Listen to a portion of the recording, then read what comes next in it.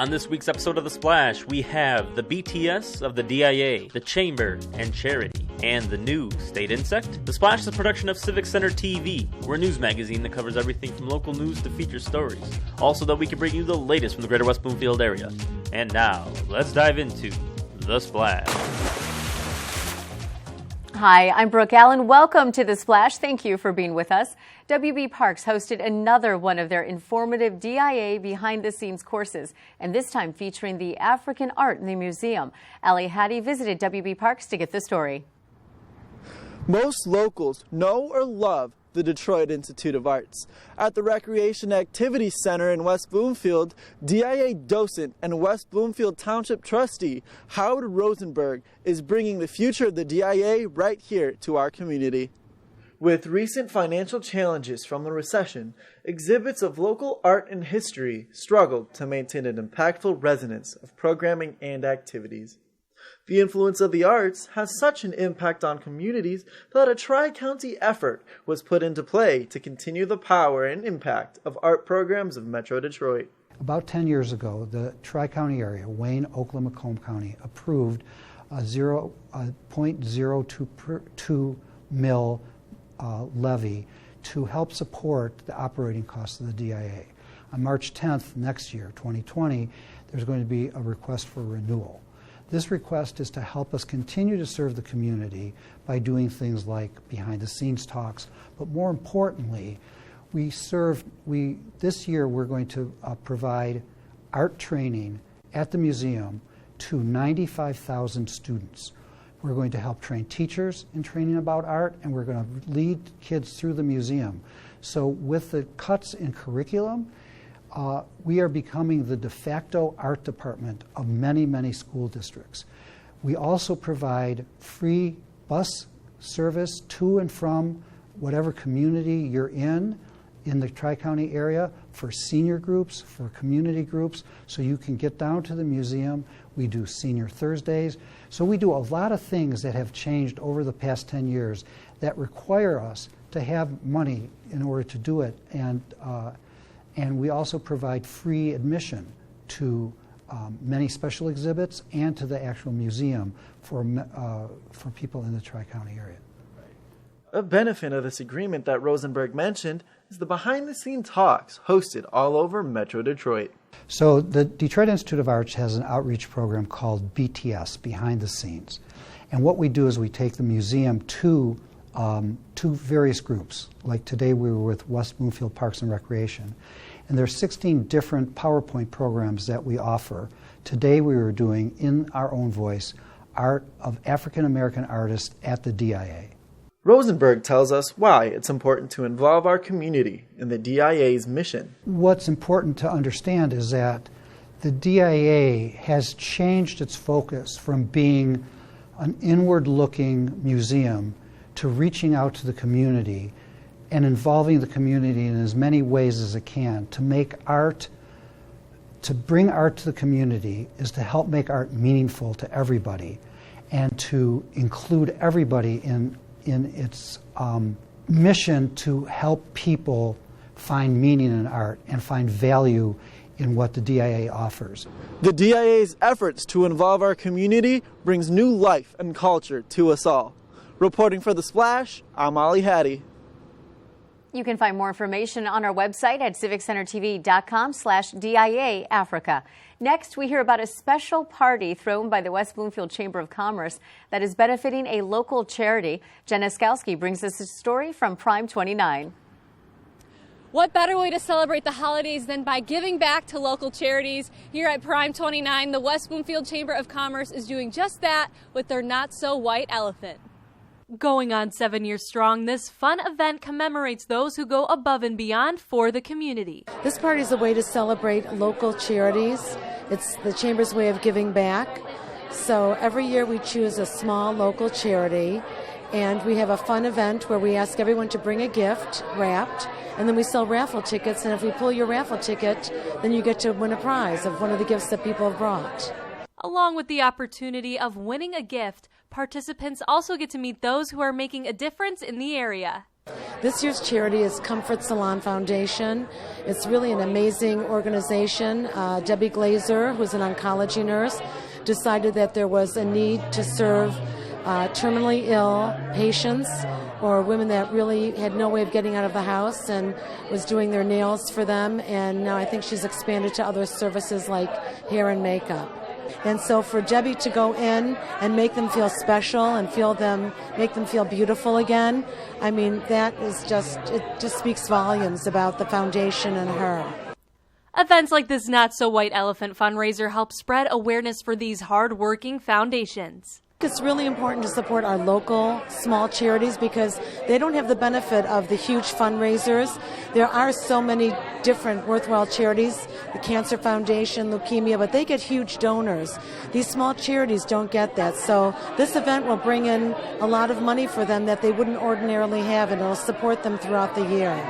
Well, we try to have different fun events, and I just thought that when everyone can bring a gift and celebrate the holiday and benefit a small charity, how great would that be? So Prime 29 has always been so generous, and they've donated appetizers, and you can see it's very festive here. People are here to celebrate not only the holidays, but also the fact that we're going to be giving back to the community.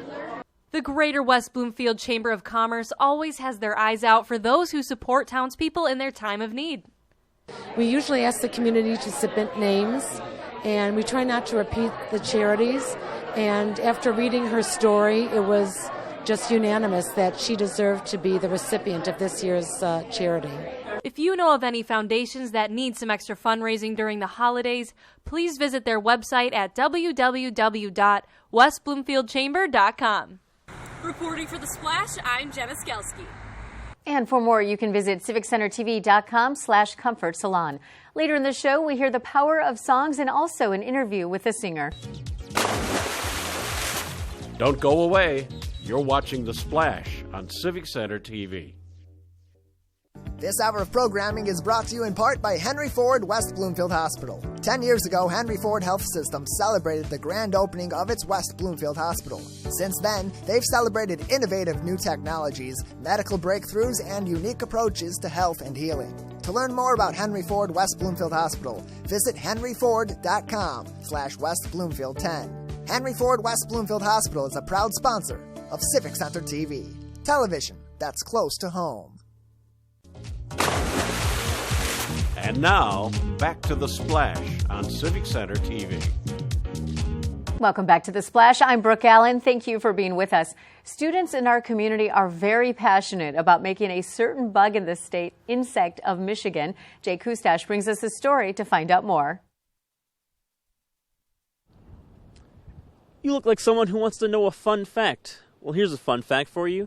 Michigan is only one of 2 states that does not have a state insect. The students here at Gretschka Elementary want to change that by making the monarch butterfly our state insect.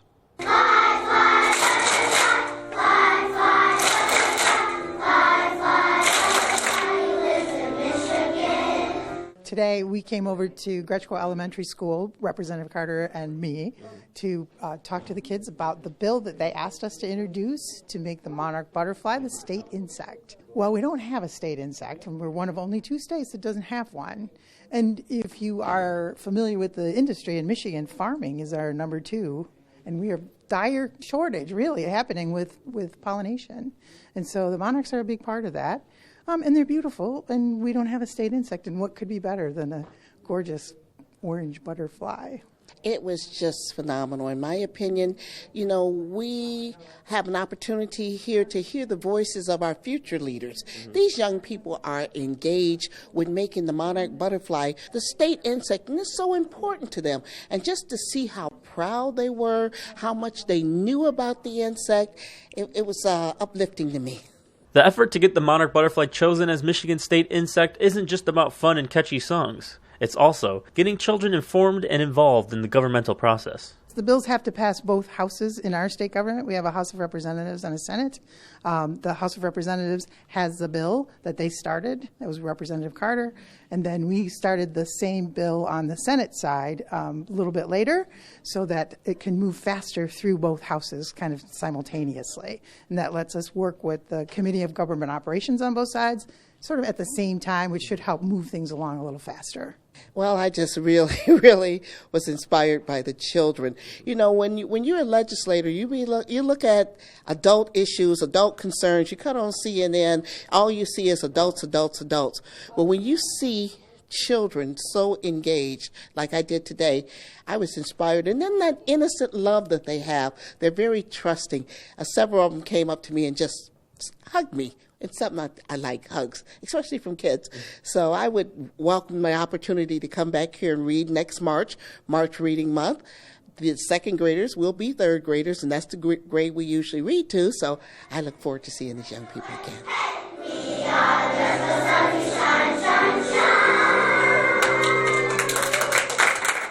Hopefully the students' hard work and songs will convince the people in Lansing to make the monarch butterfly our state insect. Reporting for The Splash, I'm Jake Kustash. To learn more on this story, you can visit civiccentertv.com/monarchgovernment. And now it is time for the Civic Center TV event update, where we provide you with upcoming events going on in our community. And for a look at additional events, you can visit civiccentertv.com/events. Dispose of prescription drugs with Operation Medicine Cabinet, happening year-round in West Bloomfield, Keego Harbor, and Orchard Lake, and takes place in the police departments of the 3 communities. Disposing of drugs is completely anonymous. Open 24/7 at West Bloomfield, Tuesdays and Thursdays, 9 a.m. to 2 p.m. in Keego Harbor, and Monday through Friday, 8 a.m. to 4 p.m. in Orchard Lake. For more information, visit oakgov.com or call your local police. It's time to get curious with George. The Curious Little Monkey is coming to the West Bloomfield Public Library on December 16th from 11 a.m. to 11:45 for an interactive story time. The event is for all ages, and at the end of all the fun, George will show up for a meet and greet. No registration is required. For more information, go to westbloomfieldlibrary.org. Wait, is that who I think it is? It's difficult to tell. It is so tiny. Oh, yes, it is the tiny little critters. The little critters are going to be at the public library December 17th from 10:30 a.m. to 11:15 a.m. No registration is required. The event is free. And for more information, go to westbloomfieldlibrary.org. Oh, mercy me. Mercy Watson is coming to the library. The very famous fictional pig. Mercy Watson is also coming by for a special story time December 20th from 11 a.m. to 11:45 a.m. There will be books, games, crafts, and a visit from the pig itself. No registration is required. For more information, go to westbloomfieldlibrary.org. Hey you, let's talk every Wednesday from 10 a.m. to 12 p.m. Come improve your English language skills at the West Bloomfield Public Library. These talks are facilitated by a tutor from the Oakland Literacy Council, and you can stop by any time during the length of the event. Registration is free. For more information, visit westbloomfieldlibrary.org. That's it for this week's highlights. You can find more events online at civiccentertv.com/events and see everything going on in the greater West Bloomfield area. We're going to take a short break, but when we return, I'll sit down with Danielle and AD, a pop singer and producer from West Bloomfield. Don't go away. You're watching The Splash on Civic Center TV. You want it, you got it. Civic Center TV has been bringing you live coverage of your local municipal meetings for years.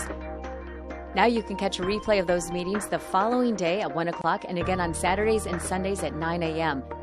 If that's not enough, you can also visit civiccentertv.com/meetings to view a whole list of on-demand township board meetings and keep up to date on the most recent developments in your local government. Giving you more, it's Civic Center TV, television that's close to home. And now, back to The Splash on Civic Center TV. Welcome back to The Splash. I'm joined this week by Danielle and AD from the Trion Music Group, and thank you so much for being here with us today. Thank you for having us. So you are local musicians. So tell me how that started.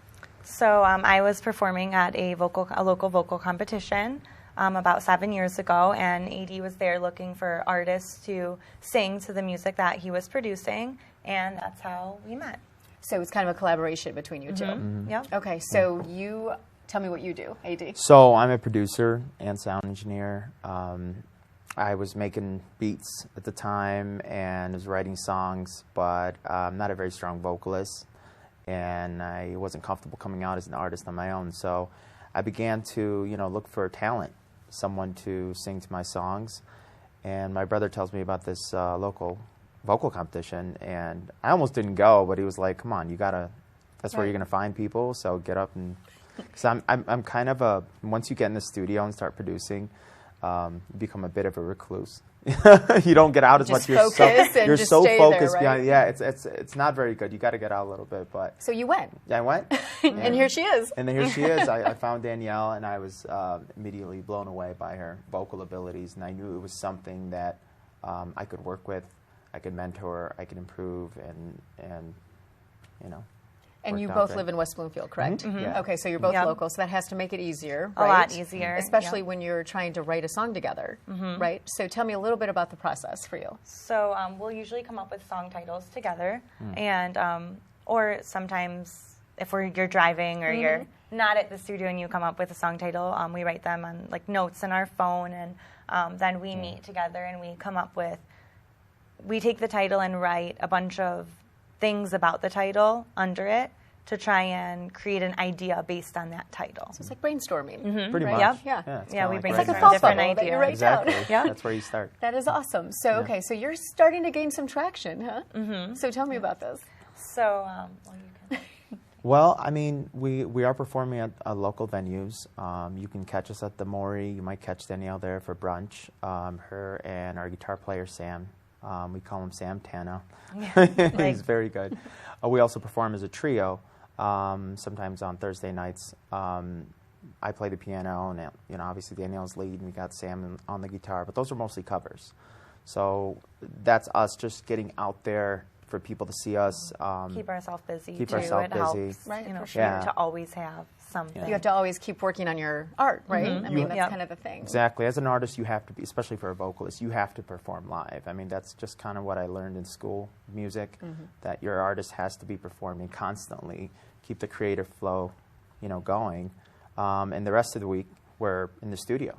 We're writing original stuff, and I think when we get our EP or enough songs out, then I guess we can start doing our songs or fill them in the cover set. Yeah. So how many songs have you written originally together? So we've written. We've written a lot. Doesn't mean we've released it. But we've only released one. Right. It's called Lies and Butterflies. Okay. And that's about a girl who is really shy around her crush. So she gets butterflies when she sees him, and she says all these lies about herself to make this guy like her. She's trying to act cool. So it's lies and butterflies, and that's how we came up with the idea. She's nervous and the song. excited. She gets lies and butterflies. She just starts like talking and talking. Yeah. That's how the idea started. So like we said, we start from title, and we love that title when you came up with it, and then we worked from there.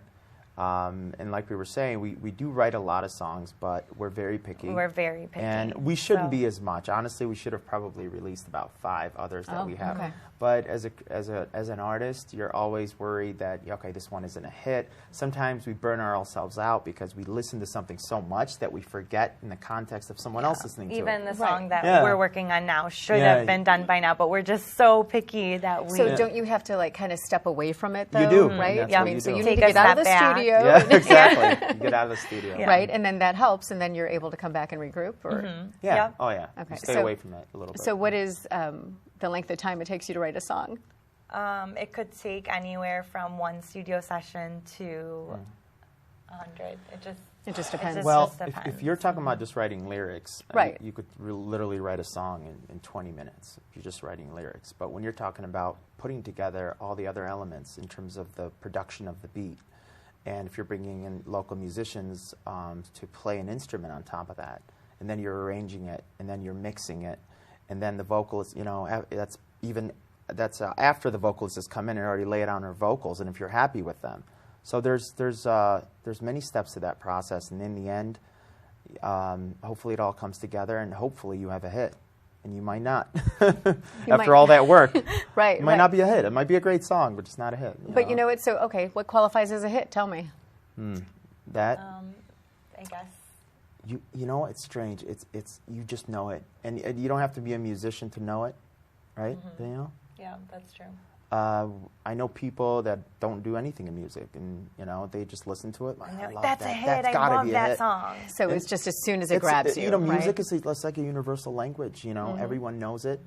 You don't have to study it to love it. Right. And people's eyes light up, and that's kind of a special moment for us when we play something for someone that hasn't heard our song. And they love jump it, off the and couch. they say this is a hit. Yeah. And it may be a hit to them and not a hit, Yeah, not a hit right. to someone else. And So music we have is to, subjective. So. Yeah, we have to have a bunch of people listen to it. And get all of their listening. opinions. Yeah. So. Right. So what is your favorite part of the process for you, Danielle? The moment when I've recorded a great vocal take and it's good to go, where we know this is the vocal that we're going to use, and now all of the other elements can come together to bring it to life. So that's where we are at with our original song right now, Resist. Okay. We're at that part where So the vocals are down? the vocals are Vocals down. are down. Okay, And so you're we're bringing in everybody mixing else and in? mastering. Actually starting to the bring guitar people in. player played, bass guy played, and everything. The arrangement is there, and now it's kind of like I'm as the producer. It's all on me to put all those things together. So we're at now the fun part and Yeah, the stressful part. The stressful. Right. It's all on me now. It's all on you now. That's it. So She you just can sits take a back. break. And She just says you this did is- your job, so you're I good. just sit there while he's mixing and mastering. Okay, so Lies and Butterflies, Yeah. that Was it? is out. People Yep. can hear that. Yes, Tell me they how can. they can find it. They can find it on Apple Music, Spotify, our website, which is daniellebpm.com. If they do look it up on Spotify, Apple Music, or Pandora, it's the and symbol, Lies and Butterflies. It's not written out. And it's basically on any streaming service. Okay, and then Resist, which is what we're waiting for, right? Yeah. Give me an estimate of when you think it might be together. See, if I put the pressure on you, Yeah, then you know what? This maybe, is good. maybe You should have been it- around for the last right? song. Seriously. Estimate. Honestly, if I get to the mixing stage next week, that means I'm done with all the recording elements and I'm happy with everything. And there's no part of the song that's dragging. Everything's moving forward. And I get a couple of people to listen to it and they think it's right. I could have it, I don't know, by a month, maybe a month and a half. I could have it. So the beginning of 2020. Yeah. Yep. Hopefully, Excellent. yeah. Hopefully Okay. beginning in 2020. Well, thank you so much for stopping by. Appreciate Thank it, you and for can't wait having to us. hear more music. And we'll be waiting. My calendar is now marked. Thank you. Yes, Okay, thank you. thanks so much. And again, we've been joined by Danielle and AD from the Trion Music Group. And next on the show, we learn all about the role of school counselors on this week's episode of Parenting on the Go.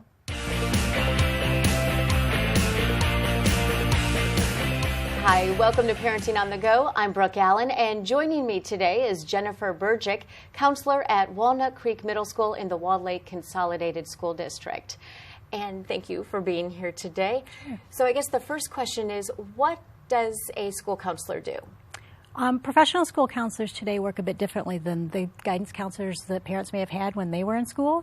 We use a comprehensive program that focuses on 3 different areas. We talk about career and college development, we talk about academic development, and probably most importantly, we work on social emotional development of children. And so we work with all the students in our schools to help them be well-rounded in all those areas. Okay, so how do school counselors help students achieve all of that? We approach it in kind of a 3-pronged facet with those 3 different areas. We do a lot of proactive work by going into classrooms and teaching skills. For example, we may go in and teach a whole class lesson on a specific study skill that would be helpful to our students. We do, again, career awareness lessons and things like that. In the social emotional realm, we may be teaching students skills on stress reduction and different things like that. For students who have a little bit greater need, we may cluster them together in small groups that we meet with at least once a week to help work on skills that would be of benefit to them. And then a lot of students we work with individually as needed for whatever barriers they may have to learning. I know when I was in school, it was kind of different. You always thought, oh, the counselor's office is down the hall, and you only went there if maybe you were called down to the counselor's office. But you actually see the students on a regular basis. Right. Well, we try very hard to see all of our students individually, at least several times a year. It just depends on their needs and how often we can have access to them. So how are school counselors different than social workers or even psychologists? In the school setting, we have very defined roles. So a school counselor has access to all the students. All the students in the school are assigned to a counselor, and we may get to know a student over several years if they're on our caseload for several years. Whereas social workers and psychologists typically work with students with a defined need, usually through special education. But we all do work together as a team to help meet whatever the needs of the child might be. So how long have you been a counselor? This is my 23rd year. Really? Yes. So how come you decided to be a counselor? I started out as a teacher, as a music teacher actually, and I was in a real inner city district and saw that the social emotional needs of my kids were really strong, and so I just felt that was more where I could be of use to students.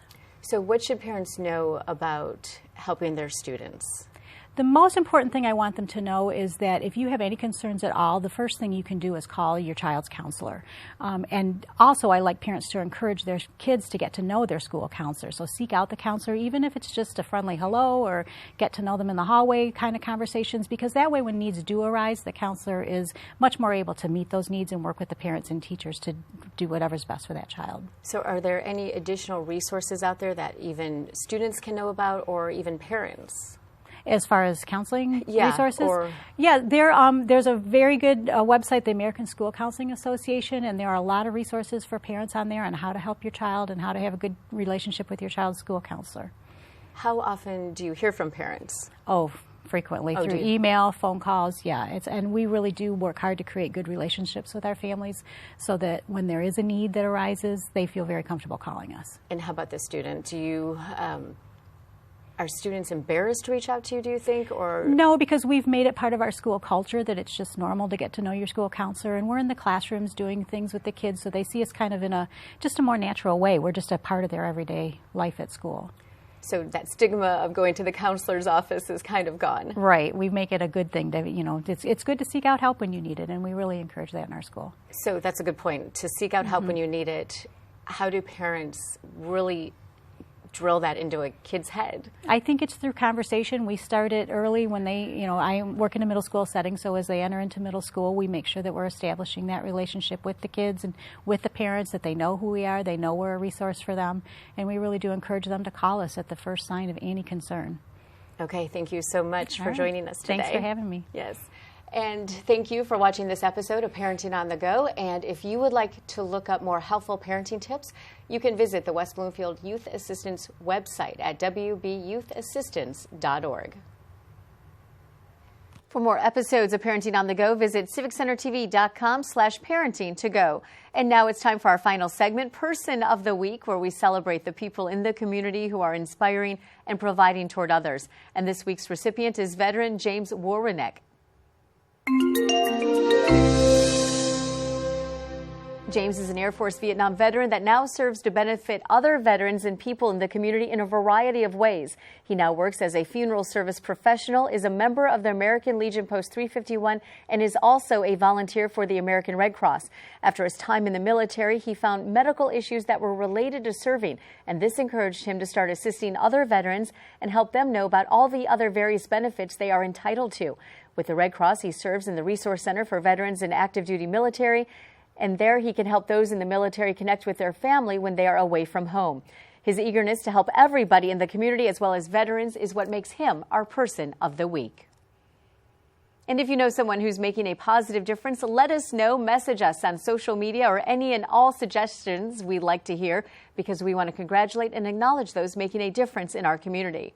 That's it for this week's show. You can watch new episodes anytime online in HD at civiccentertv.com, Mondays at 5:30 p.m., Civic Center TV on Comcast 15 and AT&T Channel 99. Follow us on Facebook, Twitter, YouTube, and Instagram at Civic Center TV. And you can also listen to me weekdays from 10 a.m. to 2 p.m. on WWJ Newsradio 950.